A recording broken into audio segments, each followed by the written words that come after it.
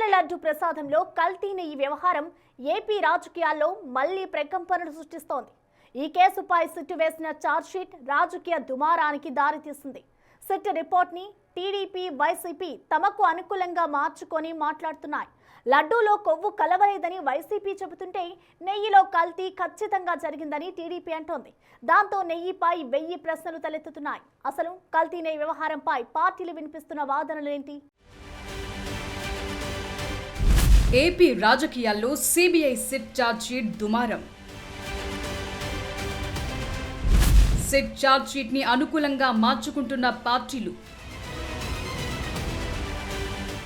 తిరుమల లడ్డు ప్రసాదంపై నెలకొన్న కల్తీ నెయ్యి వివాదం ఆంధ్రప్రదేశ్ రాజకీయాల్లో మరోసారి అగ్గిరాజేసింది. సిబిఐ సిట్ దాఖలు చేసిన ఛార్జ్షీట్ లోని అంశాలను ఆధారంగా చేసుకుని అధికార కూటమి ప్రభుత్వం, ఇటు ప్రతిపక్ష వైసీపీ పరస్పర విమర్శలకు దిగుతున్నాయి. ఎవరికి వారు సిట్ రిపోర్ట్ ని తమకు అనుకూలంగా మార్చుకుని మాటల యుద్ధానికి దిగుతున్నారు. వైసీపీ ప్రభుత్వ హయాంలో తిరుమల లడ్డు తయారీకి వాడిన నెయ్యిలో జంతువుల కొవ్వు కలిసిందన్న ఆరోపణల చుట్టూ ఈ వివాదం మొదలైంది. దీనిపై విచారణకు సుప్రీంకోర్టు ప్రత్యేకంగా సిబిఐ సిట్ ని ఏర్పాటు చేసింది. ఇప్పుడు ఆ సిట్ వేసిన ఛార్జ్షీట్ ఏపీ మొత్తం హాట్ టాపిక్ గా మారింది.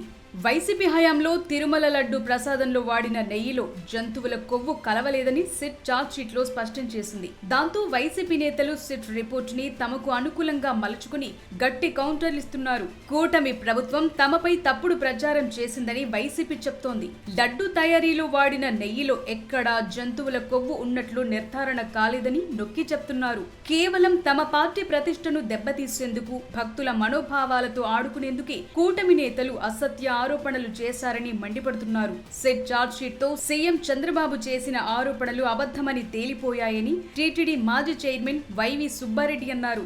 నెయ్యిలో జంతువుల కొవ్వు కలిసినట్లు సిట్ నిర్ధారించలేదని స్పష్టం చేశారు. కేవలం రాజకీయ లబ్ధి కోసమే ఇలాంటి దుష్ప్రచారానికి తెరలేపారని వైసీపీ నేతలు ఆగ్రహం వ్యక్తం చేశారు. టీటీడీకి సప్లై చేసి నెయ్యి లడ్డూల తయారీలో కూడా వాడటం. దీనికి ప్రభుత్వం ఏం సమాధానం చెప్తారు? ఎందుకంటే ఎంతోమంది భక్తుల మనోభావాలకు సంబంధించిన అంశం ఇది. ఆ రోజేమో ఆ విధంగా ఏదైనా కాన్ఫరెన్స్తో ప్లాన్ చేసుకొని గత ప్రభుత్వంపై దుమ్మెత్తి పోయాలి అని ఒక దురుద్దేశంతో ఆ రోజు ఆ విధంగా మాట్లాడారా? మళ్ళీ ఇప్పుడు ఏ విధంగా అయితే ఆ అడల్టెడ్ గీని మళ్ళా వాడారా? ఈ అంశాలపై కూడా స్పష్టత రావాలని చెప్పి నేను ఈ సందర్భంగా కోరుకుంటూ ఉన్నాను. భగవంతుణ్ణే తమ స్వార్థ రాజకీయ బలిపశువుగా చేయటానికి వాళ్ళు ఎంత దుర్మార్గానికి ఒడిగట్టారు జగన్ గారిని రాజకీయంగా దెబ్బతీయటానికి అని ఈ రోజున సిట్ తను ఇచ్చినటువంటి రిపోర్టులో చాలా స్పష్టంగా ఎక్కడ రాజకీయ పరమైనటువంటి నేరం జరిగింది అనని ఒక్క మాట కూడా వాళ్ళు ఇచ్చినటువంటి నివేదికలో లేనే లేదు. తద్వారా పూర్తిగా స్పష్టీకరమైంది లోకానికంతా కూడా. తప్పు జరిగిపోయిందని మాట్లాడారు కదా, తప్పు జరగలేదని ఆ రోజు నుంచి మేము చెప్తున్నాం. ఈరోజు తప్పు జరగలేదని ప్రూవ్ అయింది. రిపోర్ట్ వచ్చింది, క్లియర్ కట్ గా రిపోర్ట్ ఉంది. ప్రతి పేజీని చదవండి, ప్రతి అంశాన్ని పరిశీలించండి. తప్పు చేసింది చంద్రబాబు నాయుడు, పవన్ కళ్యాణే తప్ప జగన్మోహన్ రెడ్డి కాదు. వైసీపీ వాదన ఇలా ఉంటే లడ్డు ప్రసాదంలో వాడిన నెయ్యిలో కల్తీ జరిగిందనే విషయం సిట్ ఛార్జ్షీట్ లో తేలిపోయిందని కూటమి నేతలు చెప్తున్నారు. లడ్డు ప్రసాదం తయారీలో అసలు నెయ్యే లేదని సిట్ రిపోర్టులో ఉందని టీడీపీ చెప్తోంది. ఆయిల్ పామ్ కెమికల్స్ కలిపి నెయ్యి ఫ్లేవర్ వచ్చేలా చేశారని విమర్శిస్తున్నారు. వైసీపీ హయాంలో తిరుమల కొండపై జరిగిన అక్రమాలు బయటపడ్డాయని ఆ పార్టీ నేతలంటున్నారు. నెయ్యి నాణ్యతలో రాజీ పడ్డారని, తక్కువ ధరకే నెయ్యి సరఫరా చేసే కంపెనీలకు కాంట్రాక్టులిచ్చి నాణ్యతను గాలి కొదిలేశారని ఆరోపిస్తున్నారు.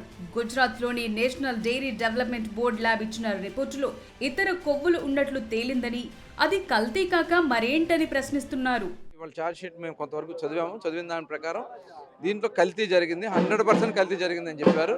ఇందులో కూడా ఎక్కడ నెయ్యలేదని చెప్పారు. దాంతోపాటు కొంత మోనోట్రైక్లోసైడ్స్ ఉన్నాయని చెప్పారు. మోనోట్రైక్లోసైడ్స్ అంటే కొన్ని కొవ్వు, అది వెజిటబుల్ కొవ్వు అవ్వచ్చు, లేకపోతే యానిమల్ కొవ్వు కూడా ఉండడానికి ఉంది.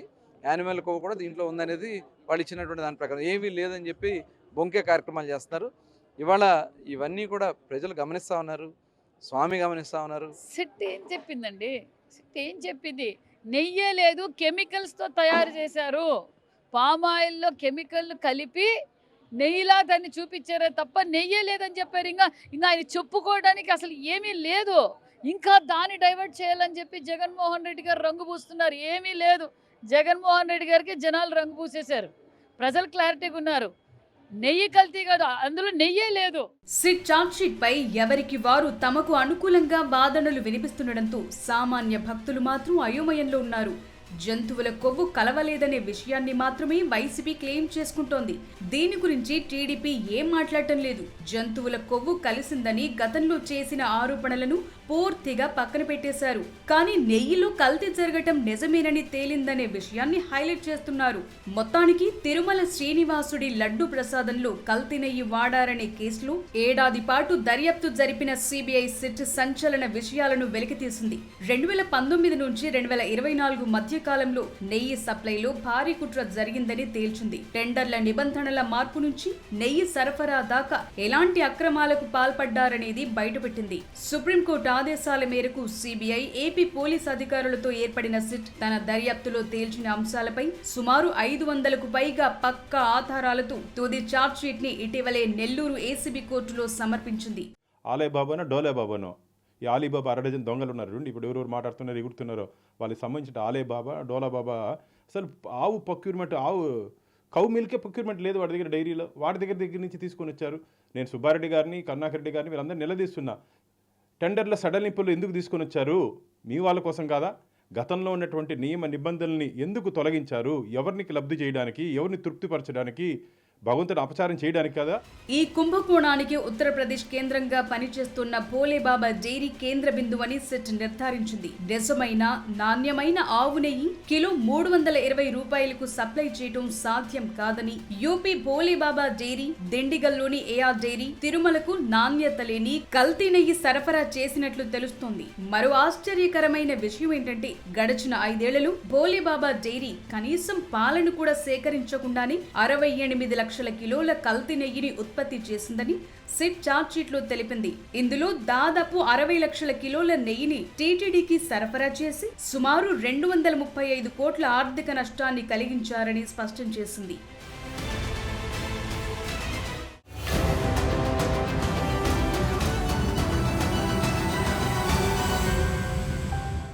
లడ్డు ప్రసాదంలో వాడిన నెయ్యిలో జంతువుల కొవ్వు లేదని సిట్ ఛార్జ్షీట్లో తెలిపింది.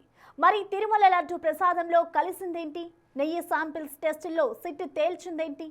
కల్తీ నెయ్యి కేసులో వాస్తవాలేంటి? అసలు నెయ్యిలో కల్తీ జరిగినట్లా జరగనట్లా? సిట్ రిపోర్ట్ని, పార్టీల వాదనలని ఎలా అర్థం చేసుకోవాలి? తిరుమల కల్తీ నెయ్యి ఆరోపణలపై సిట్ ఛార్జ్షీట్ 2 విషయాలను స్పష్టం చేసింది. వైసీపీ హయాంలో టీటీడీకి కల్తీ నెయ్యి సరఫరా జరిగిందని సిట్ నిగ్గు తేల్చింది. అదొక్కటే కాదు, ఆ కల్తీ నెయ్యిలో ఎలాంటి జంతువుల కొవ్వు కలవలేదనే విషయాన్ని కూడా సిట్ నిర్ధారించింది. ఈ 2 అంశాలను వైసీపీ, కూటమి ప్రభుత్వం తమకు అనుకూలంగా వాడేసుకుంటున్నాయి. టీటీడీ బోర్డు సిఫారసుల మేరకు 2020 జనవరిలో ప్రొఫెషనల్ కమిటీ ఏర్పాటు చేసి టెండర్ రూల్స్ ని సడలించారు. రోజుకు 4 లక్షల లీటర్ల పాల సేకరణ సామర్థ్యం ఉండాలనే నిబంధన తొలగించారు. డైరీ నిర్వహణ అనుభవం 3 ఏళ్ల నుంచి ఏడాదికి కుదించారు. రోజుకు ఆవు పాల కొవ్వు సామర్థ్యం 12 టన్నుల నుంచి 8 టన్నులకు తగ్గించారు. వార్షిక టర్నోవర్ 250 కోట్ల నుంచి 150 కోట్లకు తగ్గించడంతో సహకార డైరీలకు టెండర్లు దక్కకుండా పోయాయి. ఫలితంగా పాలు సేకరించని, కనీస అనుభవం లేని డైరీలు టెండర్లలో పాల్గొనడంతో నెయ్యి నాణ్యత దెబ్బతింది. ఈ సడలింపులపై 2023లో బోర్డు సమీక్షించి చిన్న డైరీల నెయ్యి వల్లే లడ్డు నాణ్యతపై ఫిర్యాదులు పెరిగాయని గుర్తించింది. నిజమైన నెయ్యిలా కనిపించేందుకు నిందితులు రసాయనాలు, నూనెలను వాడినట్లు ల్యాబ్ రిపోర్ట్స్ స్పష్టం చేశాయి. Refined oil palm kernel oil, refined palmolein oil వాడినట్లు తెలిపాయి. రంగు కోసం బీటా కెరోటిన్, వాసన కోసం నెయ్యి flavour, acetic acid ester, lactic acid, monoglycerides లాంటి కెమికల్స్ ఉపయోగించినట్టు తేల్చాయి. గుజరాత్ లోని ఎన్డీడీబీ ల్యాబ్ టెస్టుల్లో బ్యూటరిక్ యాసిడ్ అతి తక్కువగా ఉండటం, బీటా సిటోస్టెరాల్ ఉండడంతో ఈ కల్తీ బయటపడింది. కొన్ని నమూనాల్లో ఇతర కొవ్వు అవశేషాలను కూడా సిట్ గుర్తించింది. పాలు, వెన్న లాంటివి సేకరించకుండానే palm oil, palm kernel oil, palmolein oil అతి తక్కువ పరిమాణంలో నెయ్యితో కలిపి కెమికల్స్ జోడించి ఈ కల్తీ నెయ్యి తయారు చేశారు. ల్యాబ్ టెస్టుల్లో పాస్ అయ్యేందుకు కల్తీ నెయ్యి వాసన వచ్చేలా ఈ కెమికల్స్ కలిపారు. గుజరాత్ లోని ఎన్డీడీబీ కాఫ్ ఆనంద్ సంస్థ రిపోర్టులు వీటిని నిర్ధారించాయి. టీటీడీ సేకరించిన నెయ్యిలో ప్రధానంగా ఆయిల్ పామ్ కెర్నల్ ఆయిల్ ఉందని, అందులో నెయ్యి పరిమాణం చాలా తక్కువని స్పష్టం చేసింది. ఈ నమూనాల్లో బ్యూటరిక్ యాసిడ్ నిర్దేశిత ప్రమాణం కంటే తక్కువగా ఉందని, కొవ్వులు కనిపించలేదని, అందువల్ల జంతువుల కొవ్వుండే అవకాశాలు చాలా తక్కువని సిట్ ఛార్జ్ షీట్ లో వివరించింది. నెయ్యి సప్లై చేసిన ప్రైవేట్ డైరీ సంస్థలకు టెండర్లలో పాల్గొనే అర్హత లేకపోయినా నకిలీ పత్రాలతో టెండర్ చేజిక్కించుకున్నాయని తేల్చింది. ఇక కల్తీ నెయ్యి వ్యవహారంలో ప్రతి నెయ్యి ట్యాంకర్కు కమిషన్లు వసూలు చేశారని సిట్ తెలిపింది. మాజీ chairman YV Subbareddy PA Kunduru Chinnappanna కిలోకు 25 రూపాయల లంచం డిమాండ్ చేసినట్లు సిట్ తేల్చింది. ఢిల్లీ, విజయవాడ, హైదరాబాద్ లాంటి నగరాల్లో హవాలా మార్గంలో నగదు లావాదేవీలు జరిగాయని సిట్ తన ఛార్జ్ షీట్ లో వివరించింది. ఒకే వాహన నెంబర్లను పదే పదే వాడటం, సరుకు పంపకుండానే ఖాళీ ఇన్వాయిస్లతో రికార్డులు సృష్టించడం లాంటి మోసాలకు పాల్పడ్డారని గుర్తించింది. డిలీట్ చేసిన వాట్సాప్ చాట్లను డిజిటల్ ఫోరెన్సిక్ ద్వారా రికవరీ చేసిన సిట్ నిందితుల మధ్య జరిగిన కుట్రను బట్టబయలు చేసింది. నకిలీ ల్యాబ్ రిపోర్టులు సృష్టించిన రవీంద్ర శర్మ పాత్రను కూడా ఛార్జ్ షీట్ లో వివరించారు. ఈ కేసులో మొత్తం 36 మందిని నిందితులుగా చేర్చారు సిట్ అధికారులు. ప్రధాన సూత్రధారులుగా భోలేబాబా డైరీ డైరెక్టర్లు పోమిల్ జైన్, విపిన్ జైన్లను గుర్తించారు. క్రిమినల్ కుట్ర, కల్తీ ఆహార విక్రయం, నమ్మక ద్రోహం, ఫోర్జరీకి సంబంధించిన సెక్షన్ల కింద నిందితులపై కేసులు నమోదయ్యాయి. తిరుమల లడ్డు ప్రసాదం అనేది కేవలం ఓ స్వీట్ పదార్థం కాదు. అది కోట్లాది మంది హిందువుల విశ్వాసం, లక్షలాది మంది శ్రీనివాసుడి భక్తుల నమ్మకం. రాజకీయ ఆరోపణలు ఎలా ఉన్నా నిజమైన విచారణతో దోషుల్ని తేల్చి భవిష్యత్తులో ఇలాంటి వివాదాలకు తావు లేకుండా చూడాలని వెంకటేశ్వర స్వామి భక్తులు కోరుకుంటున్నారు.